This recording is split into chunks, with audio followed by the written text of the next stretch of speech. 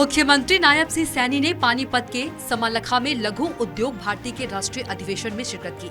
मुख्यमंत्री नायब सिंह सैनी ने कहा कि मेक इन इंडिया और आत्मनिर्भर भारत जैसे राष्ट्रीय अभियानों की सफलता में लघु उद्योगों की भूमिका सर्वोपरि है। 21वीं सदी का भारत जिस ऊंचाई और गति से आगे बढ़ रहा है, उसमें एमएसएमई का महत्वपूर्ण योगदान है। हरियाणा सरकार लघु उद्योगों के विकास के लिए विशेष योजनाएं और प्रोत्साहन नीतियां लागू कर रही है, जिससे उद्यमियों को ज्यादा से ज्यादा अवसर मिल सके और वो बाजार प्रतिस्पर्धा में मजबूती से खड़े हो सके। उन्होंने कहा कि समालखा में लघु उद्योग भारती के 3 दिवसीय औद्योगिक चिंतन से लघु उद्योगों के विकास की नई दिशा मिल सकेगी। ऐसे कार्यक्रमों में मार्गदर्शन लेकर युवा उद्यमी विकसित भारत, विकसित हरियाणा की कहानी लिखेंगे। भौगोलिक क्षेत्र का केवल 1.3% है, लेकिन यह 2024-25 के अग्रिम अनुमानों के अनुसार राष्ट्रीय जीडीपी में 3.6% का योगदान ये दे रहा है। जैसा अभी आप लोगों ने प्रेजेंटेशन में भी देखा है कि हरियाणा उद्योगों में किस गति से आगे बढ़ रहा है। हमारा सकल राज्य घरेलू उत्पाद पिछले दशक में 10.8% की दर से बढ़ा है।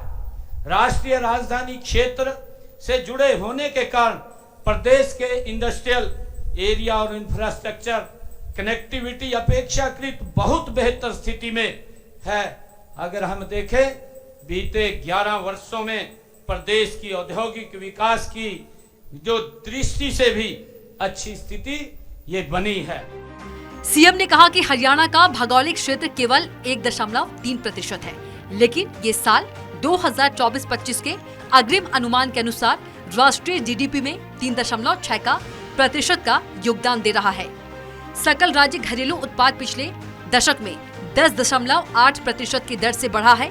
फरीदाबाद, पानीपत, यमुनानगर और अंबाला के अनाधिकृत औद्योगिक क्षेत्र में चल रही हजारों एमएसएमई को राहत प्रदान की गई है और इस क्षेत्र में इनका लाभ भी मिलना शुरू हो गया है। प्रदेश में 10 नए आईएमटी विकसित करने की योजना बनाई गई है, जिनमें से 3 नए आईएमटी राष्ट्रीय राजमार्गों पर विकसित करने के लिए भूमि ली जा रही है। इनमें अंबाला, जिंद और फरीदाबाद पलवल आईएमटी शामिल है।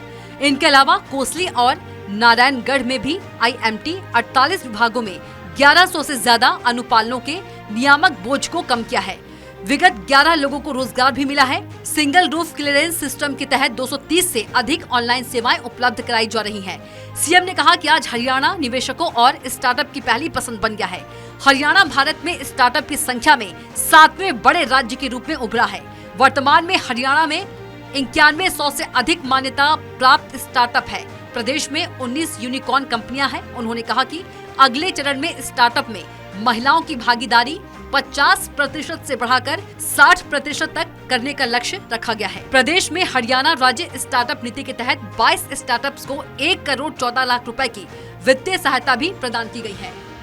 हमने कई दशकों से फरीदाबाद, पानीपत, यमुनानगर और अंबाला के अनधिकृत औद्योगिक क्षेत्रों में चल रही हजारों एमएसएमई को राहत प्रदान की है और बजट पूर्व परामर्श में लघु उद्योग भारती की यह मुख्य मांग थी, जिस मांग को हमने स्वीकार किया है। आज उसका लाभ हमारे एमएसएमई जगत को मिल रहा है। 11 वर्षों में प्रदेश में 7,66,000 सूक्ष्म, लघु व मध्यम उद्योग लगे हैं तथा इनमें 39 लाख लोगों को रोजगार भी उपलब्ध हुआ है। मैं आपको विश्वास दिलाता हूं कि हमारी सरकार इन सभी मुद्दों पर गंभीरता से विचार करेगी और लघु उद्योगों के विकास के लिए हर संभव सहयोग प्रदान करेगी।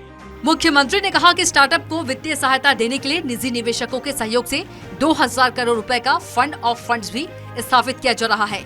एआई आधारित स्टार्टअप को भी प्रोत्साहन किया जा रहा है।